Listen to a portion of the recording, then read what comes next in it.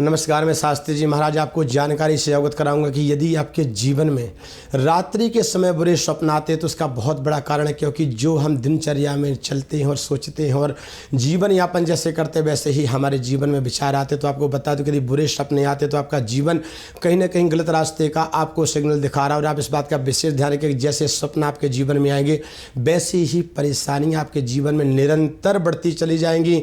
तो इससे बिल्कुल भी हल्के में मत लीजिए। यदि आपकी रात्रि कालीन आपको कुछ ऐसे स्वप्न आते हैं जिसकी वजह से आप घबरा जाते हैं या नींद से उठ करके बैठ जाते हैं या आपके जीवन में मानसिक तनाव बढ़ जाता है, तो आपको विशेष रूप से बता दूं कि ये जो समस्या है ये कहीं ना कहीं आपके जीवन में जरूर आ सकती हैं। तो इस स्वप्न के बारे में आप निवारण जरूर करें। हमें क्या ऐसा करना चाहिए जो कि हमारे जीवन में बुरे स्वप्न ना आए, और यदि स्वप्न आते भी तो अच्छे स्वप्न आए, क्योंकि अच्छे स्वप्नों का मतलब होता है कि हमारा जीवन कहीं ना कहीं एक अच्छे रास्ते की ओर अग्रसर हो रहा है और हमारे जीवन में धन धान और सुख समृद्धि की प्राप्ति की ओर अग्रसर हो रहा है। और बुरे स्वप्न का मतलब होता है कि कहीं ना कहीं हमें आर्थिक क्षति, मानसिक क्षति या शारीरिक क्षति होने वाली है। तो हम स्वप्न को कभी भी इतने हल्के में ना लेके स्वप्न एक मामूली सी चीज़ आई और चली गई, क्योंकि स्वप्न जो आ जाता है वो लंबे समय में कभी भी अपना दुष्प्रभाव डाल सकता है आपके जीवन में। तो प्रायः लोगों के जीवन में देखा जाता है कि उन्हें पहाड़ से गिरते हुए नजर आते हैं, उनके पीछे कोई भैंस दौड़ रही है, उनके पीछे सर्प दौड़ रहा है, या वो बहुत तेज़ी से उनके पीछे शेर दौड़ रहा है। इस तरीके के यदि स्वप्न आपके जीवन में आते हैं या स्वप्न में आपको लगता है कि मैं अचानक लेटे लेटे मेरे ऊपर कोई वस्तु गिर गई या मेरे ऊपर कोई लेट गया, इस तरीके की दिक्कतें जब जीवन में स्वप्न में आती हैं तो जब स्वप्न से हम बाहर टूटते हैं तो हम घबरा जाते हैं कि हाँ कौन था। और कई बार देखा जाता है कि कई लोग लेटे लेटे चौंक जाते हैं कि बगल से कोई गुजर गया।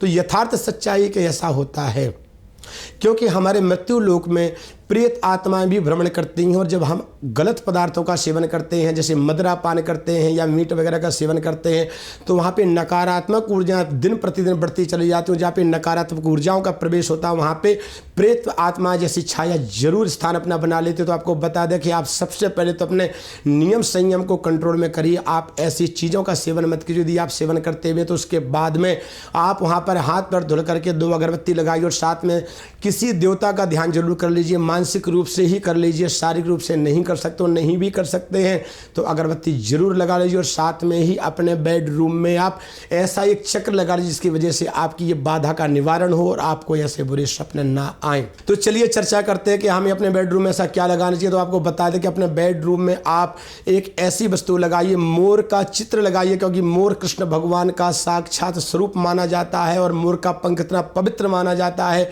कि कृष्ण भगवान ने अपने शिखर और अपने माथे पर उसको धारण किया हुआ था।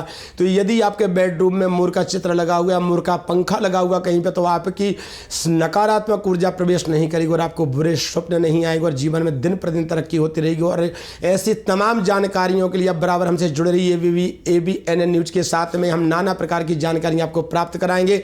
और आप सभी को शास्त्री महाराज का कोटि कोटि नमन, नमस्कार।